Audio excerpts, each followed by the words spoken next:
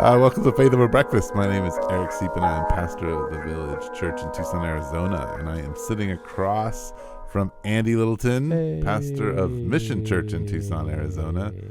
Yep. We've had a 2-week hiatus, and it was evident in our meandering beginning about the president and the election, and it was fun. Yeah, but aren't we all meandering as we think about that? Yes. So just join us in the true meandering soul. But I think maybe like 15 minutes in, there's actually some really thought-provoking things that get talked about. Me too. Yeah. So enjoy the podcast. Thanks for joining us. Yeah. Bye.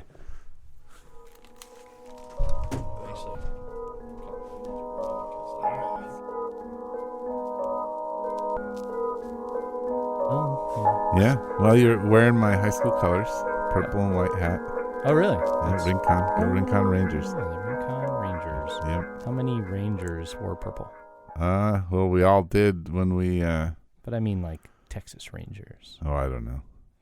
Like men on the range. I'm pretty sure. Well, maybe they wore those. Maybe they did. They migrated Why not? into Arizona and were doing their Ranger stuff. They saw some of those vaqueros and they're like, oh, look at those bright colored shirts. Let's put one of those on. Yeah. Did you guys sing Home on the Range a lot at Rincon? No, but we did have to wear the purple and white and gold jumpsuits for basketball and run out on them, and It's so Old West. oh, geez. So on theme. I could have put a hat on and Should have wore boots. look at the old Play basketball. the 80s jumpsuits that you wore for sports. Yeah. Whatever they were. I just remember like when I was playing. Yeah, it was when I went to high school. I feel like they had the 80s holdover shorts where they had the short shorts, but this was not the 80s. This was the late 90s and early 2000s where we all wanted to wear the largest shorts of all time. Like we wanted our shorts to come down to our ankles. Yes. Right. And pant shorts. And so they assigned us these short shorts, and we were all just like, "No, this is gross." So they weren't quite up with the trend, and so you know what you did back then? You sagged them. You sagged them real far. You still sag them, but yeah. not as bad as they used to. Oh man! Well, yeah. it depends on where you're living, I suppose, as to how much sag. Yeah, I got in trouble in middle school basketball for not trying my hardest on the running routines, but the truth was I was just trying to keep my pants up. Like I was having some trouble because I was sagging and they were falling off, but I couldn't choose, to break the fashion mode. I was like, I have to figure this out. My gosh. I have to sag these. This is a must. Girls are watching. They like this. Right. Which is so untrue. Yeah. Speaking of sagging, we are. It's a sagging podcast. It is, but my daughter and I were driving down the street the other day, and a guy had removed his shirt and was dusting off the sidewalk with it. But he was a sagger, and he was showing a lot of crack. A lot of crack. Oh my and goodness! My daughter she thought it was the funniest thing in the world. So, and then I told her. Well, that's kind of what it used to be cool to do that. Oh my goodness! And she was like, "Oh, no, it's not." I was like, "Oh, it used to be."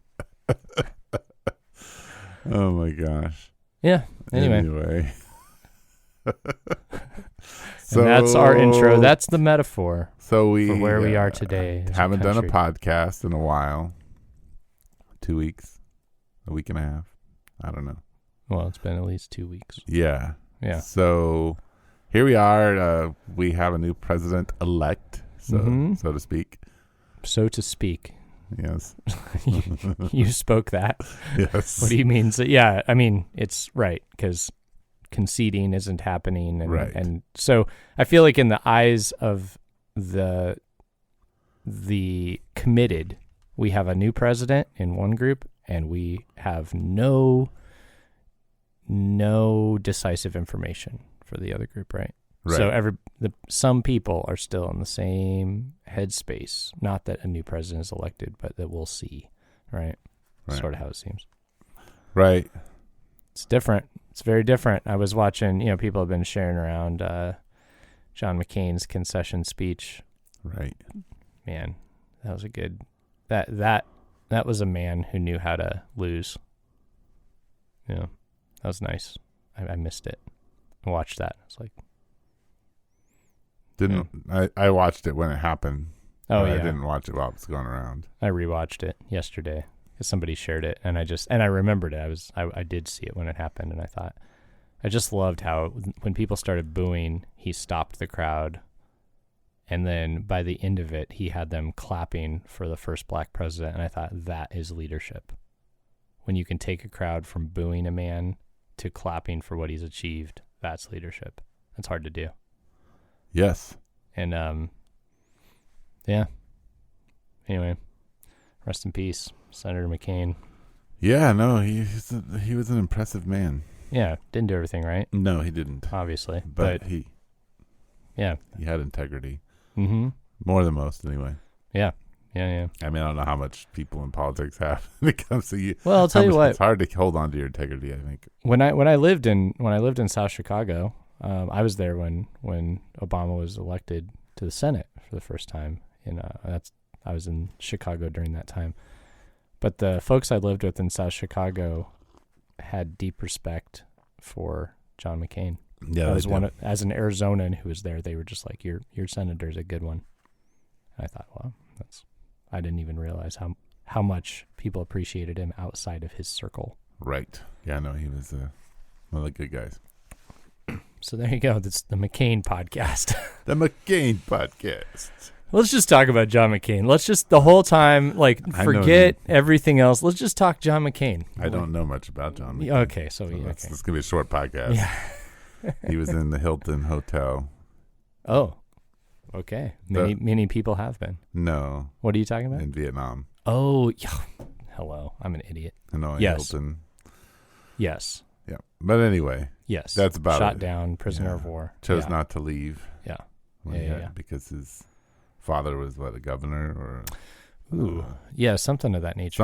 Some person of power, general, colonel, I don't know what it was. And they were holding him because he was somebody that they could get money for, or he was a negotiating pawn. Yes. Yeah. Well, anyway, so we have the election. Here's an observation that I had with the election. You could kind of mull over in your Andy mulling over way. Oh. No, I give you a hard time. It feels like when I feel the temperature of the country, and this may just be me and my own internal temperature, but it feels like even though, Donald is not really conceding yet, that there is a little bit of a reduction of the anxiety, that already Biden has brought some kind of calm, even though it may be really kind of weird over the next month or two. I sense that as well, but I don't know if that's just myself and the fact that I'm in. I think if you looked at my circles, I definitely have a lot of conservatives in my family. Yes. And in my church circles for sure. But I also have a lot of liberals in both my family and my church circles, and always have.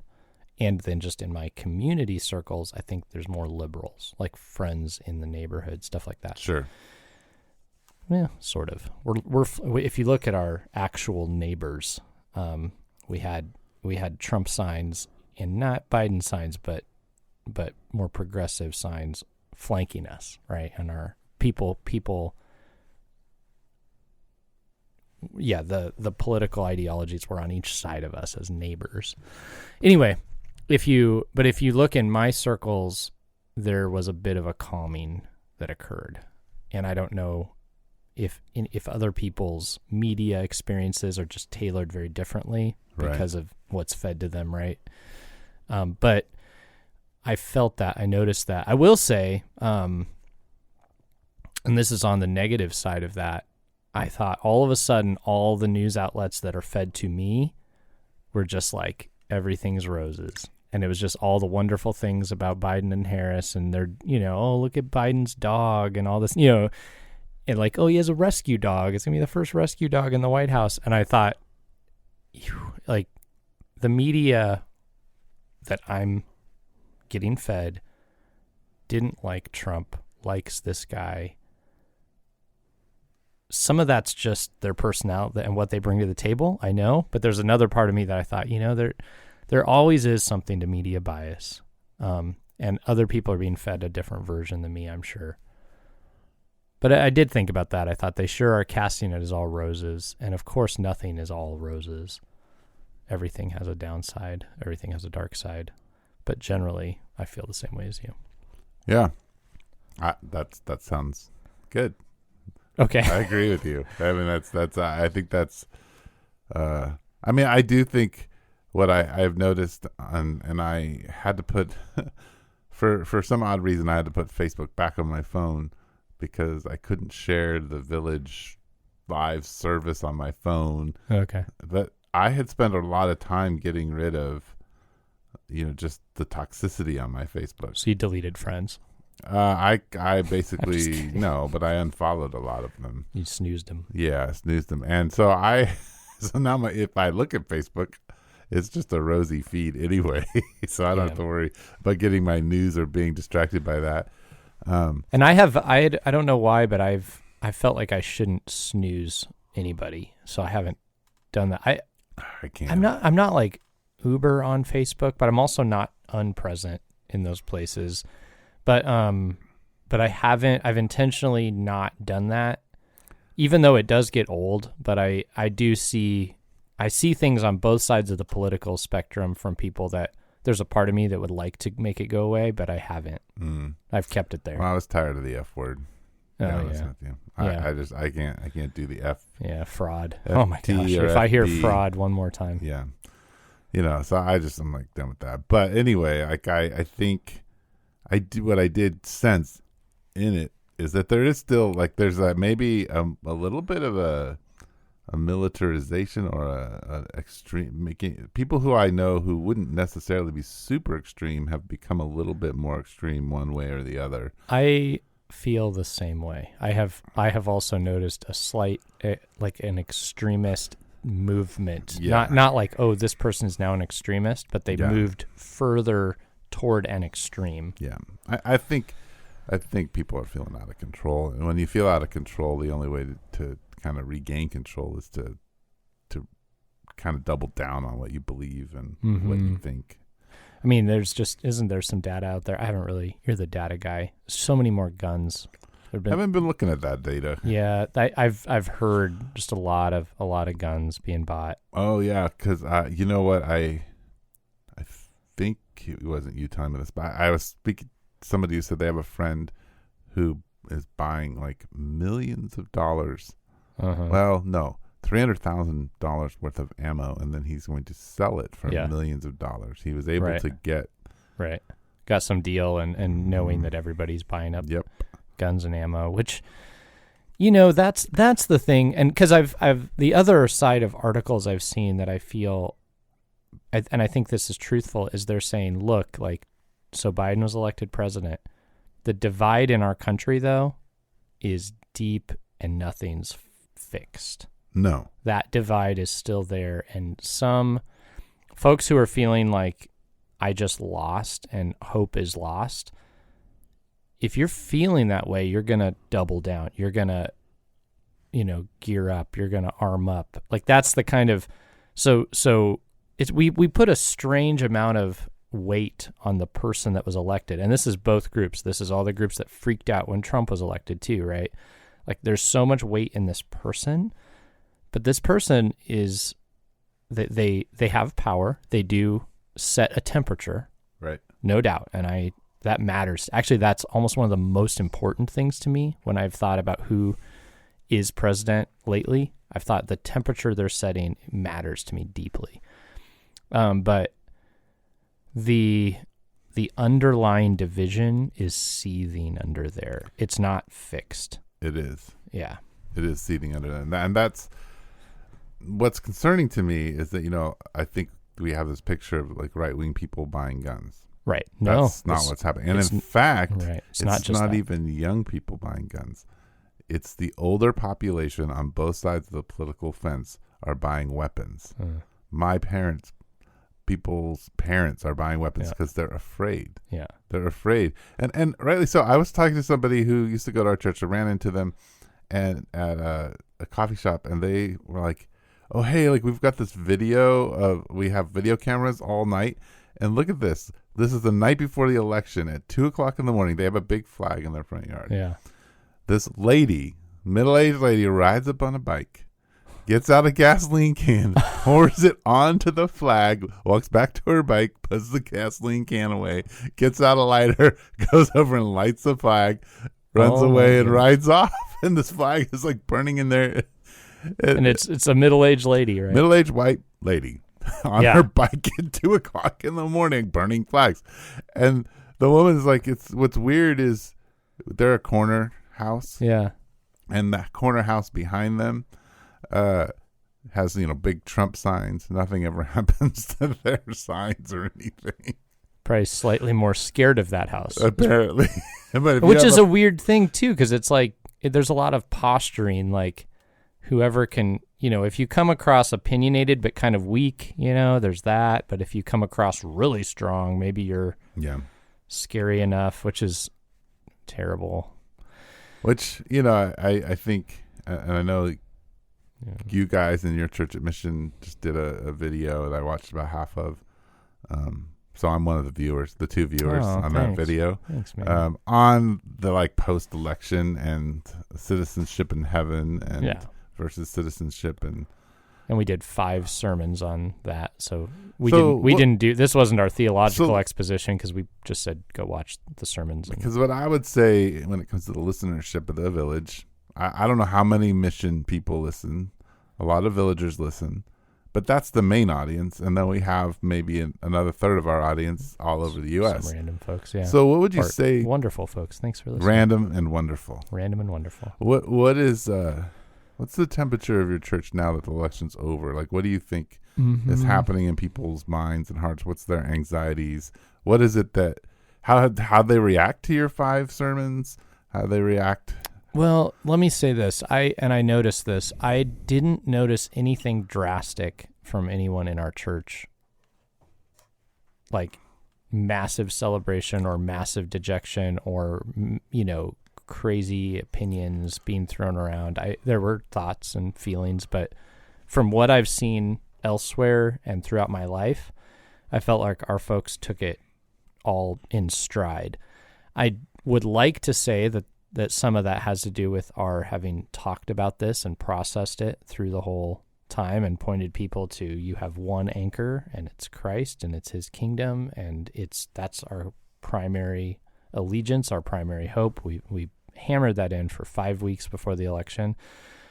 I would like to think it has a lot to do with that. Of course, everybody, they're all these individuals and they all have different lives and reasons for what they do, so I don't know.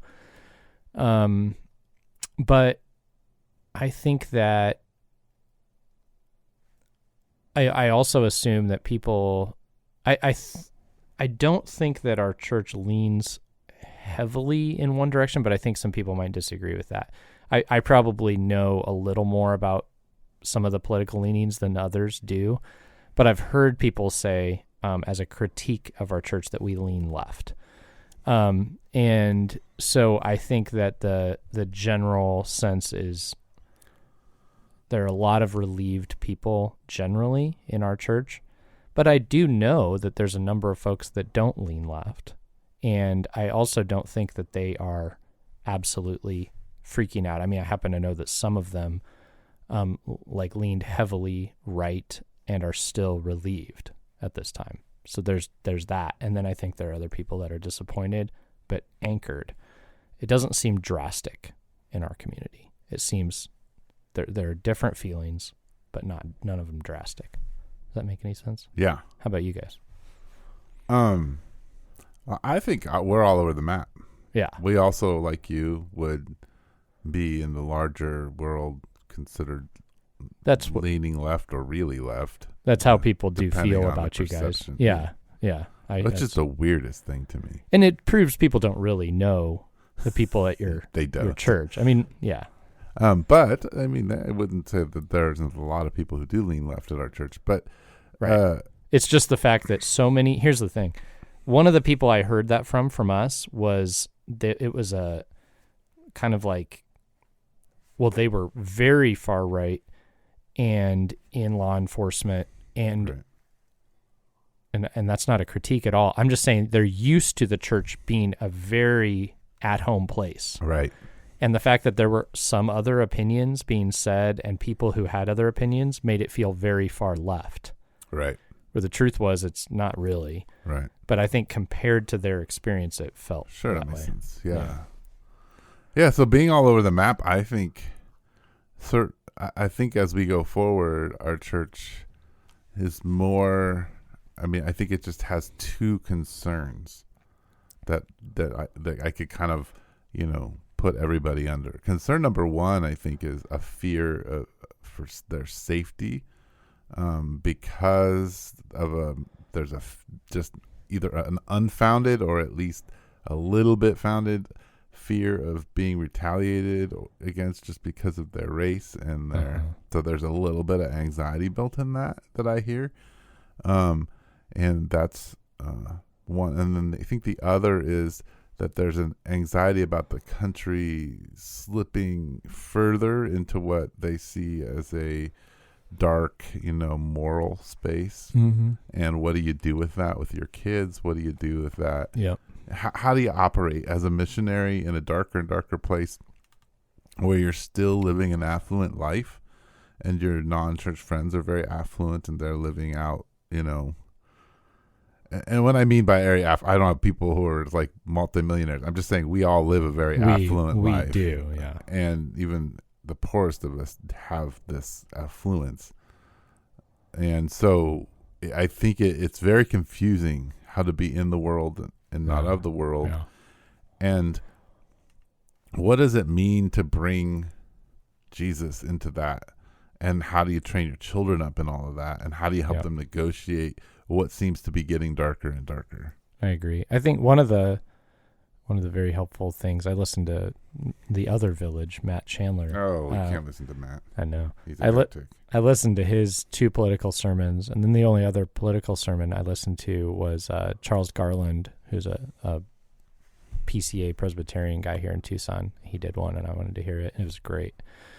But Matt Chandler, he really drove in, and he's in Texas, but he was like talking about people being afraid to raise children, and he was talking about God's command to his exiles in Babylon, and he was like, now's the time to like invest in, like, have children, like joyfully raise children.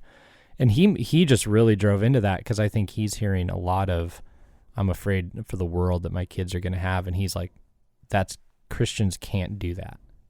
Like, we have to say, like, we're going to build the kingdom. Like, we're going to have families. We're going to speak the truth. Right. And he talked about, this upcoming time as an opportunity. I agree. I did too. I think the world's in turmoil. This is our time as Christians. Like, we're built for these times, right? Like, we have something. We have bedrock. We have something to offer. It's not the right. It's not the left. It speaks to both. Like, this is it. Don't get afraid. Like, get moving. And kiss your wife and have some kids. Like, that's it, like it, but that is so counter to the feeling. I think you're right. Everybody's kind of like, just kind of nervous about where things are going, which is, yeah. I mean, and not just church folks. Yeah. And even people, if even if you are in that mindset of having children and bringing them into the kingdom of God and building the kingdom of God, it's still scary. Totally. Right. You still have to, well, you're going to have fears, but like, I'm not saying if you feel fear, there's a problem with you. Right. But I'm saying we have to counter that with the call of God and the hope we have and move forward. Yeah, no, I agree with you. I think that is where we have to move our churches. Because if you think about, just quickly, if you think about the next generation, and so if you get hopeless right now, your investment in the future is a hopeless one. Right. If you ingrain deep and abiding hope, your kids can make a difference. They can. Yeah. And I think that the scary thing is if you, on either side, and I've seen this in my fellow Gen Xers, Yeah. where they have either radicalized a little Yes. themselves, and so their children have radicalized, or That's the they flip have side. been, and I mean radicalized on the conservative end, and they've decided to kind of become this moderate liberal, Yeah. and their children don't have any mooring, And they and struggle with their faith in a way that's different than their counterparts. and they latch on to something that's solid, and you don't know what it's going to be. Right. Yeah. And so I feel like For both sure. of those modes are not the way. I think. Yeah. I mean, yeah. Well, I think some of this, COVID, I think gives us an opportunity to begin to think about what does it look like to dismantle the way we do church and start it differently in the way we gauge family and how we raise our kids.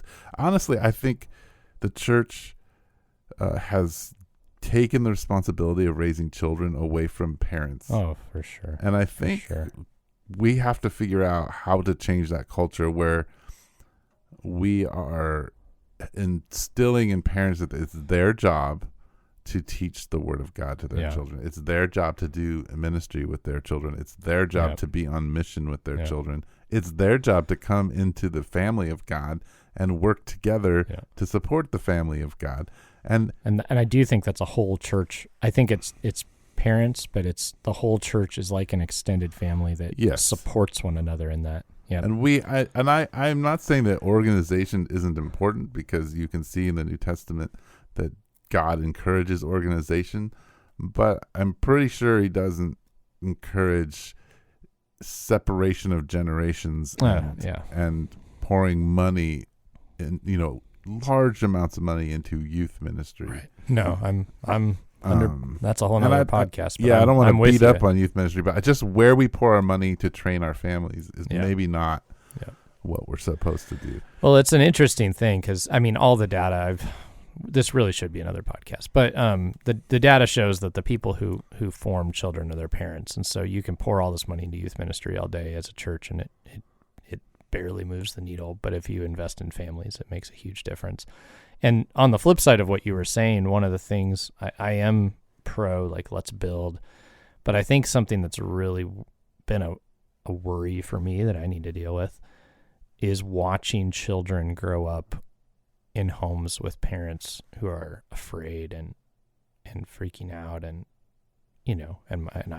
I bring my own troubles to my home. But I just thinking, what are these kids going to do with either, like you said, like the radicalization or the unmooring? There's no, this kid's just being raised in a way of like, hey, choose your own adventure. Yeah. And it's like, ooh, this isn't good, and the lack of discipline but also on the flip side, being just like hearing angry rhetoric. It's like they're going to internalize this and grow up and be ridiculous. And not we have to teach our children to think. Yeah. And I think, it sometimes takes us a while to get to where we need to go on these podcasts, but I think that we have taught children how to know about the facts of God in Christian families at some level, right? They go to Sunday school, they learn the stories. We've not taught them how to have a relationship with Jesus. And the problem is that we as adults are confused about what it looks like to have a relationship with Jesus. Right, of course. Because we have institutionalized our relationship with Jesus. Mm-hmm. And it's it's a thing we do when we do church, and that's really it. I honestly hope that this somehow forces mega churches to go to mass small churches. Just split up. Yes. Man, that'd be good. But hey, the hopeful thing is that Pfizer's vaccine is 90% effective, and maybe it'll be here by mid next year in mass. That is encouraging. I saw that news this morning. Yeah, it is. But I think COVID has been a hard thing on the church during this political time, because we can't really speak to one another about what's happening and wrestle with it together. Now, I don't know if that happens in all churches, but at least for our church, that's been the hard part, I think. Even for the ones in my church who are like, oh, I haven't really missed it that much, or it's not been as had the same impact. I'm like, yeah, it has. You just haven't really gotten in touch with why. Yeah. But it has had an impact, a deep impact. Because as you see the day coming, Hebrews tells us, chapter 10, you need to gather more and more. Yeah. Well, the day's coming, guys. So you need this. Yeah, it's I think I've seen a lot of things. I think there are people who, I think COVID gave them an opportunity to not go to church that they've wanted for a long time. Like whether, openly and honestly or subtly, they were like, this is a chore. Now they don't have to go. They're like, sweet. Yeah. And I think that's happened. I think there are people who I think there are people who say they missed it deeply and wanted to see church regather, and then as soon as it starts to regather and it's not comfortable, aren't really showing up. That I'm sure there's some people in that boat, right? And then there's people where it just genuinely is complicated, and that's another boat. And then there are people who you could see they missed it deeply because the minute the door was open, if they had to wear a full B suit, they were there, which is encouraging. And then there's a lot of stuff, but I definitely feel, one, it separated us, and that's not good. But it also, this year it's exposed things. It's put a microscope on us, and it's showed us differences, fears, and concerns that have always been there. And it made those a little more evident and obvious. And I see that as an opportunity. Like, it's not just, it's been so bad. It's like, now we can see some things that were there, and we didn't know we needed to talk about them. We didn't know we needed to, as pastors, we didn't know we needed to address them. We were just kind of in normal mode, and we didn't see it. And now we do. And now we have a choice. And the churches that discourage me right now are the ones that are just trying to get back to normal. Right. I think that's not a good idea. The churches that encourage me are the ones who are going, what have we learned? And how do we go forward from here? How do we adapt? How do we apply what we've seen? How do we discuss what's been unearthed? I think that's where we need to be, somewhere in that zone. Agreed. Hey, I think that was a good podcast. I think so too. Let's call it. That was a very preacher end. Was it? Yeah. Oh man. Well, I am a preacher. Here's your at the end of the day. Your application was just land the plane. Boom. All right. I don't even have to pray. I don't even have to. Yeah. Oh no. It just oozes out, doesn't it? Yeah. Anyway, no, it has been a good podcast. Thanks, Eric. Good to see you. It's good to see you too. Let's do it again next week. Yeah. How's it sound? All right. Thanks for joining us, folks. If you have anything you want us to discuss, email us at faithoverbreakfast@gmail.com. You can follow us on Instagram, where we post very rarely, and you can follow us on Facebook, where we post every once in a while. Where we post once a week when we tell you that this episode is up. Yeah. Yep. Look. And so, hey, let's just, I know that nobody's going to email us about this, but if you're like, you know what, I really like Faith Over Breakfast. I want to be their Twitter guy. I want to be their social media guy. I want to schedule guests for them. I want to set up things. I want to do stuff for them, and I don't want to be paid. Guess what? We have an opportunity for you. We'd be happy to have you on team, and we would even name you every week as the greatest team member we've ever had. Oh, wow. So just come join the Faith Over Breakfast team. Pay and no benefits.